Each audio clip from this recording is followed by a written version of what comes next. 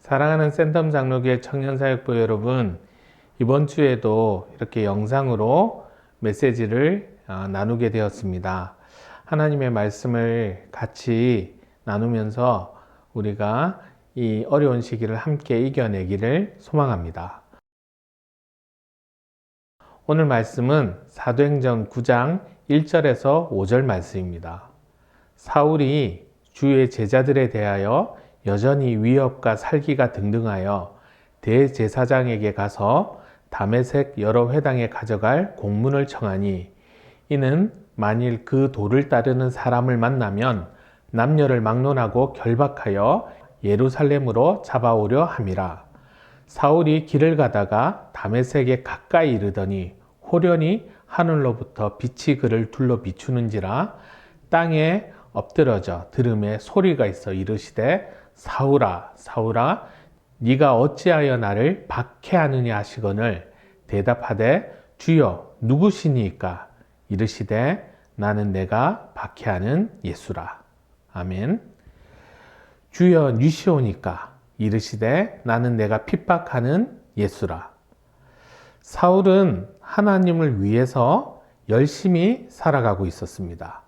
그러나 그는 하나님을 위한 삶이 오히려 하나님을 위하지 않는 삶을 살게 됩니다. 예수를 핍박하는 삶을 살았습니다.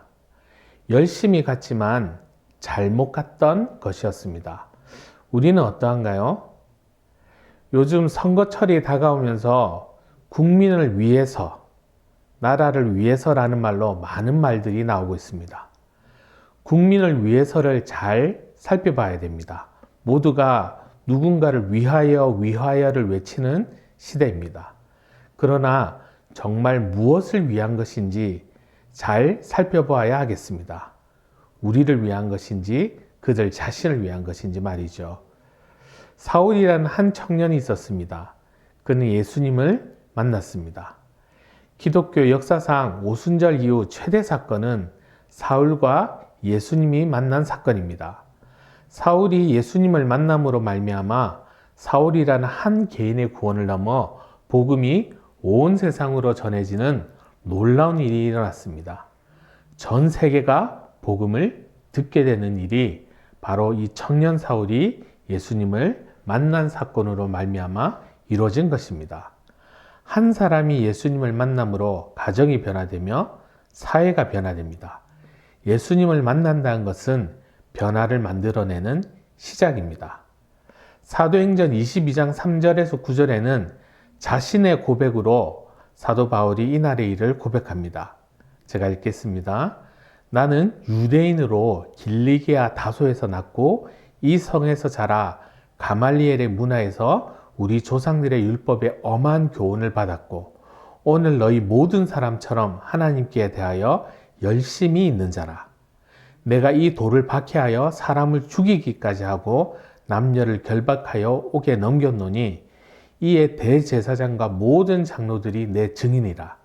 또 내가 그들에게서 다메섹 형제들에게 가는 공문을 받아 가지고 거기 있는 자들도 결박하여 예루살렘으로 끌어다가 형벌받게 하려고 가더니 가는 중 다메섹에 가까이 갔을 때 오정쯤 되어 호련히 하늘로부터 큰 빛이 나를 둘러 비치매 내가 땅에 엎드러져 들으니 소리 있어 이르되 사울아 사울아 네가 왜 나를 박해하느냐 하시거늘 내가 대답하되 주님 누구시니까 하니 이르시되 나는 네가 박해하는 나사렛 예수라 하시더라.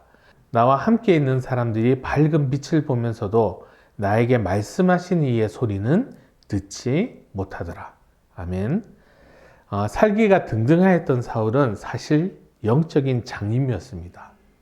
그런 그가 예수를 만나고 진짜 장님이 되었습니다. 그 일로 말미암아 자신의 잘못을 보고 잘못 살았음을 깨닫고 자신의 상태를 바로 보게 되었습니다.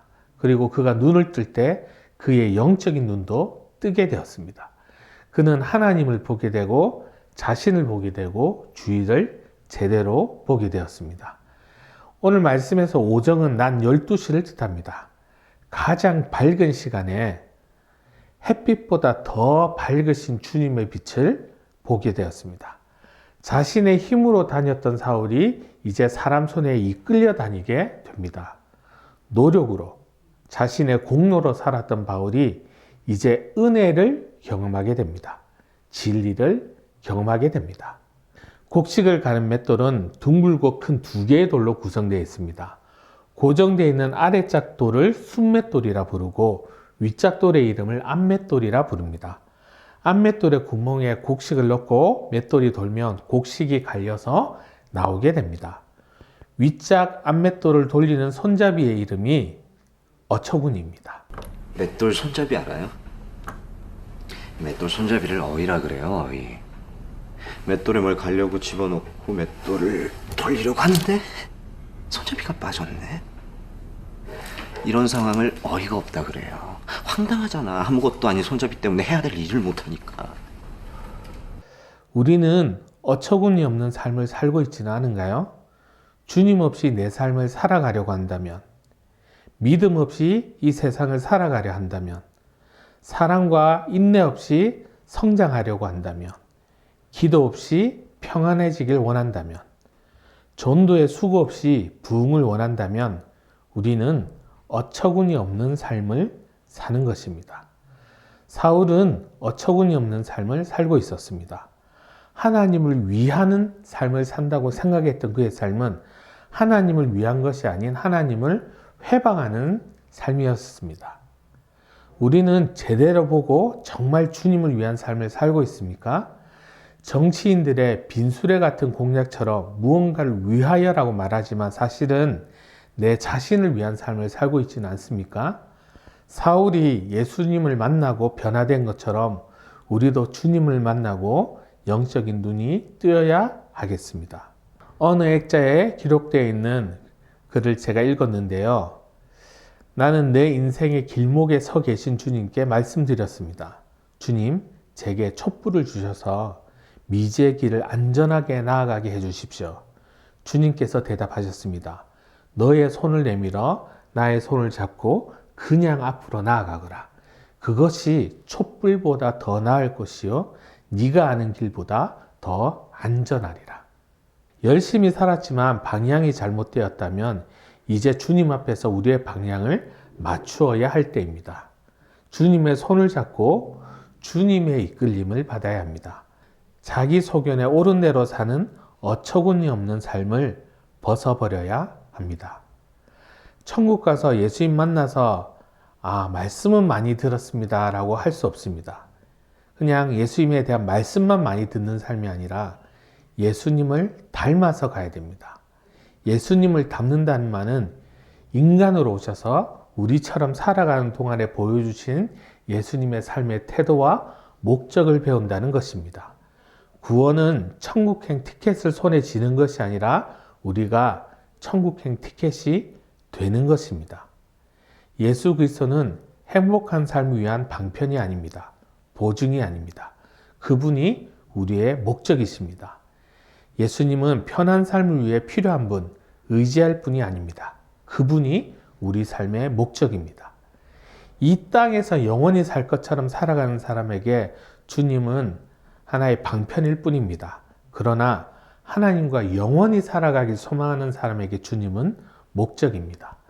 주님을 만남으로 눈을 뜨고 삶의 방향을 맞추고 우리의 목적 되신 주님과 동행하는 하루하루가 되기를 바랍니다. 기도하겠습니다. 사랑하는 하나님, 우리가 주님 없이 내 힘으로 사는 어처구니 없는 삶을 사는 것이 아니라 주님을 만나고 주님과 동행하고 주님과 함께 살아가는 우리 삶이 될 수 있도록 도와주십시오. 우리가 그런 삶을 살아갈 수 있도록 도와주십시오. 우리의 일상이 무너졌습니다. 속히 이 바이러스가 해결되어지고 우리가 함께 모여서 예배드릴 수 있도록 주님 긍휼을 베풀어 주십시오. 늘 우리를 보살펴 주시는 주님의 사랑에 감사드리며 예수님의 이름으로 기도하였습니다.